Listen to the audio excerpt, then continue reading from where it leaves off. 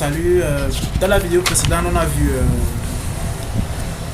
comment créer une analyse SWOT. Donc, on a vu un exemple concret d'une analyse SWOT de notre cas pratique Ultimate Shop. Alors, dans cette vidéo, on verra comment créer notre persona.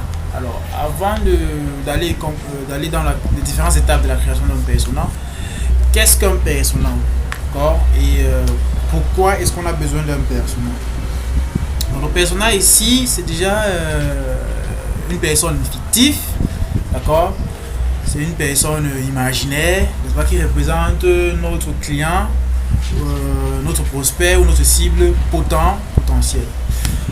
Alors, dans la création de ce persona-là, on inclut plusieurs éléments comme la démographie et le comportement de cette personne-là. Okay? Qu'est-ce que les personnes vont ressentir? Quelles sont les difficultés de ces personnes-là? Quelles sont ses frustrations, les motivations et plusieurs autres éléments qui constituent notre persona. Alors, pourquoi est-ce qu'il est important de monter son persona? Car on ne peut pas vendre à tout le monde, aussi simple que ça. Alors, notre persona ici est comme notre boussole ou notre guide. Alors, ça nous permet de savoir exactement à qui est-ce qu'on va vendre ou qui sera le plus apte à acheter ou à souscrire à notre service ou notre produit. Donc, il est très important de le faire lorsqu'on veut monter une stratégie marketing digital. Donc, dans son ensemble, il y a 9 étapes dans la création d'un persona. Okay? La première étape, c'est de faire des recherches. Okay? Vous devez faire des recherches par rapport à votre cible.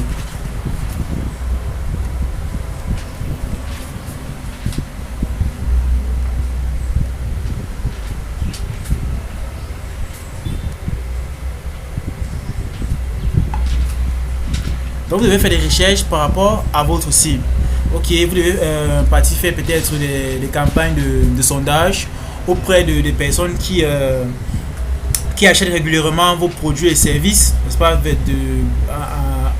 qui sont des clients de vos concurrents par exemple, ou qui sont en contact avec vos produits et services venant d'ailleurs, toujours de vos concurrents. Donc, faites des recherches, posez des questions, d'accord, à ces différentes personnes-là. Et essayez de réunir des informations sur votre cible. Quelle est peut-être la femme ou l'homme idéal pour votre produit ou pour votre service? Où est-ce qu'il habite? Quel est son âge? Quel est son statut professionnel, académique et consort. Donc il y a plusieurs éléments là qui entrent effectivement dans ces recherches là. Puis lorsque vous avez donc tous ces éléments là dans la recherche, vous allez segmenter votre audience. Okay? Segmenter par âge, segmenter par parcours professionnel, segmenter par parcours académique. Donc créer des petits groupes, okay, de personas. Donc vous pouvez juste peut-être segmenter à 2 grands groupes, hommes et femmes. Maintenant, dans les hommes, vous segmentez encore dans des petits groupes d'âge, par exemple, dans des petits groupes d'expérience professionnelle ou de parcours académique ou de lieu d'habitation. Donc, segmentez votre audience selon votre secteur d'activité. Puis, décidez de la mise en page. Vous décidez de la façon dans laquelle vous allez représenter visuellement, n'est-ce pas, de façon visuelle, votre persona. On va voir un exemple après cette diapo-ci là sur comment effectivement représenter son persona. Ok? Puis vous allez vous allez définir des données démographiques. Lorsqu'on parle des données démographiques ici là, j'ai déjà dit plus haut, l'âge, le genre, le sexe, ok, féminin ou masculin, homme ou femme, et d'autres données démographiques qui sont disponibles pour vous. Okay? Cinquième étape, description du contexte du persona. Ok, description du contexte du persona. Dans quel contexte est-ce qu'il est présentement? Quel est son environnement? Où est-ce qu'il habite? Quels sont les éléments qui influencent, n'est-ce pas, ce persona-là, qui affectent ce persona-là? Donc, quels sont ces éléments qui affectent ce persona-là et qui fait que il n'arrive pas à peut-être acheter votre produit ou à souscrire à votre service? Donc, il faut regarder le contexte du persona. Ok? Puis, la définition des objectifs du persona. Quels sont les objectifs du persona? Ici, nous sommes dans l'analyse. Vous devez vous mettre dans la peau de votre persona, de votre cible. Hein? Mettez-vous dans la peau de votre cible. Quels sont ses objectifs? S'il veut acheter votre produit, s'il veut souscrire à vos services, quels seront ses objectifs vis-à-vis de votre produit ou de votre service? Est-ce qu'il achète votre produit peut-être pour résoudre un problème A? Est-ce qu'il souscrit à vos services pour augmenter son niveau de vie? Il faut penser à toutes ces choses-là qui peuvent influencer le persona à vouloir acheter ou à souscrire à votre produit ou service respectivement. Donc, puis, l'étape 7, c'est de définir les motivations et les frustrations de votre persona. Qu'est-ce qui va motiver? Ok. Qu'est-ce qui va motiver votre persona à vouloir acheter votre produit? Quelles sont ses frustrations actuelles? Okay. Est-ce qu'il est dans l'incapacité de se connecter à Internet pour vous rencontrer, pour entrer en contact avec votre produit? Est-ce qu'il est dans l'incapacité, n'est-ce pas, de peut-être s'offrir vos produits et services? Donc, pensez à des motivations, pensez à des frustrations et écrivez-les sur un bout de papier. Okay? Puis la 8e étape, c'est ajouter d'autres ingrédients. Il y a plusieurs autres ingrédients pour votre persona, d'accord? C'est vraiment l'analyse du persona, la création du persona, c'est où vraiment vous allez entrer, okay, dans la peau de votre cible. Prenez tous les éléments qui peuvent influencer son comportement. Prenez tous les éléments qui peuvent influencer sa capacité à entrer en contact avec votre produit ou vos services. C'est un élément très très important dans votre stratégie de marketing, de persona. Okay? Donc ne sautez pas cette étape-ci. Créer un persona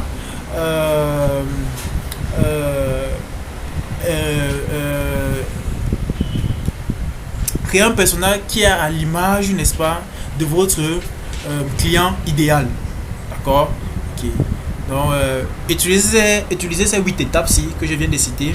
Puis, à la 9e étape, cherchez à créer votre persona. Ok. Donc, on va voir un exemple rapidement sur comment créer votre propre persona. Là, je vais partir dans les ressources destinées, dossier de ressources sur le marketing digital. Ok. Et je vais prendre la template persona 2. Voilà. Ok. Donc, voici l'exemple de nom persona que j'ai créé pour Ultimate Shop. Ok. Prenez un moment de le lire et je vous explique.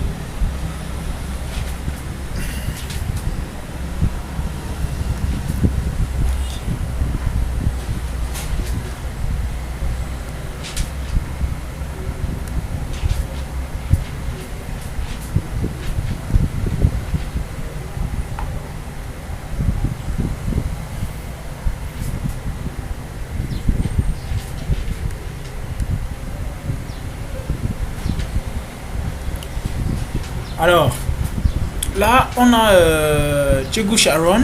Ok, j'ai juste pris un nom qui est un peu banal ici au Cameroun, ok, ou en Afrique par exemple, ok. Donc j'ai pris Chegu Sharon. Chegu Sharon, c'est notre persona, d'accord. Elle est entre 27 et 65 ans. Ce personnel-là peut habiter à Douala, à Boya et à Limbe ou à Yaoundé. Alors, quels sont les défis qu'elle rencontre? Donc là, on nous dit avec quoi cette personne a-t-elle du mal à atteindre ses objectifs? Qu'est-ce qui fait obstacle à la réussite de cette personne? Donc, lorsqu'on parle de réussite ici, on parle de quels sont les défis auxquels elle fait face vis-à-vis de votre produit ou de votre service. Là, j'écris, elle ne peut pas aller au marché pour acheter des marchandises. Elle a besoin que les marchandises soient livrées à sa porte. Donc c'est assez clair. Voilà les deux défis. Il y a d'autres défis. Voilà les deux défis que j'ai pu déceler de chez Chegou Sharon. Que pouvons-nous faire pour aider notre persona à atteindre ces objectifs-là, pour aider notre persona à surmonter ces difficultés? Créer des soldes, okay? On peut créer des soldes, offrir des produits à des prix abordables, offrir des livraisons gratuites. Alors, objectif commun, pourquoi n'achèterait-il pas votre produit et service? Le prix du produit. Donc, pourquoi par exemple, pourquoi notre persona, n'est-ce pas, n'achèterait-il pas le produit ou le service? Je pense que par rapport à Ultimate Shop, ça serait le prix par rapport au prix en fait. Donc il y aura un grand problème de prix vu que sur le prix on a ajouté le prix de livraison et d'autres charges annexes. Donc ça serait un peu compliqué pour entrer en possession des projets de Ultimate Shop. Puis il y a les citations réelles. Bon là il laisse ça vide parce que bon ce n'est pas très important ici. Okay? Donc ici il faut juste faire des petites citations sur les objectifs et les défis. Okay? Des petites citations, peut-être que vous pouvez envoyer ça à vos prospects, à vos personas lorsque vous allez communiquer en ligne. Donc c'est des citations qui sont liées à leur objectif ou à leurs défis. Okay? Ça un élément pour susciter peut-être leur attention ou leur intérêt. Donc le message de marketing. Comment pouvez-vous décrire votre solution pour qu'elle ait le plus grand impact sur votre persona? Qu'est-ce qui résonne le plus avec votre persona? Il y a la livraison gratuite, il y a le stock limité. Voilà les deux messages marketing qu'on aura véhiculés auprès de ce persona-ci. Je tiens à vous informer que c'est plus de l'analyse, n'est-ce pas, que du concret en fait. Donc on se base sur des éléments réel qui se passe actuellement sur le marché pour monter ce personnage là. Et ce qu'on vient de faire ici, n'est-ce pas, c'est ce qu'on va utiliser, n'est-ce pas, lorsqu'on va vouloir peut-être créer des publicités en ligne, ou on va vouloir intégrer peut-être des groupes sur les réseaux sociaux, ou lorsqu'on va vouloir lancer des campagnes d'emailing. On va utiliser ce même personnage ici mais sur un autre angle selon les différents canaux de communication. Alors, l'elevator pitch ou autocollant pour pare-choc, donc c'est un message, n'est-ce pas, qu'on va mettre en avant, ok, à chaque fois qu'on va vouloir communiquer. Donc là, vous pouvez désormais acheter des produits qui vous plaisent et vous faire livrer 24 sur 24, 7 jours sur 7.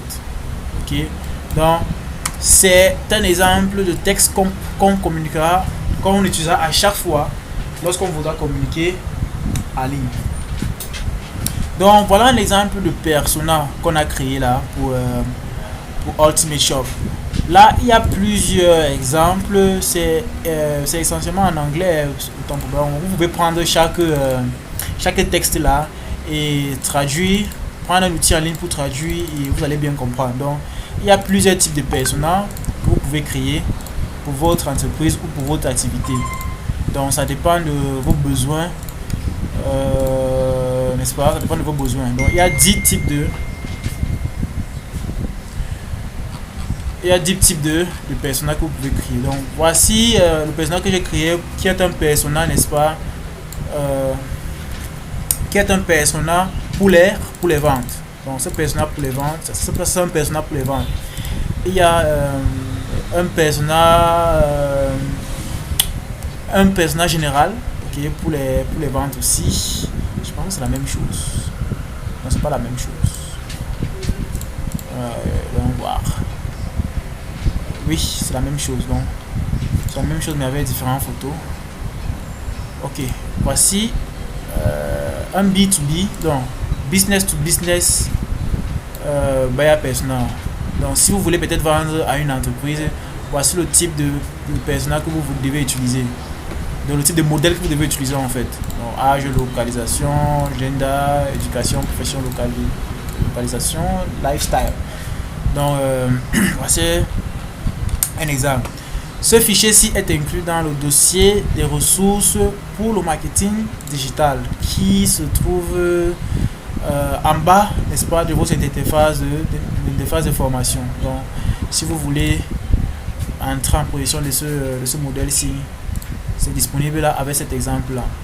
Alors, on se voit dans la prochaine vidéo pour la structure du parcours d'achat ou le parcours de l'acheteur de votre persona en utilisant le cadre AIDA. On se voit dans la prochaine vidéo.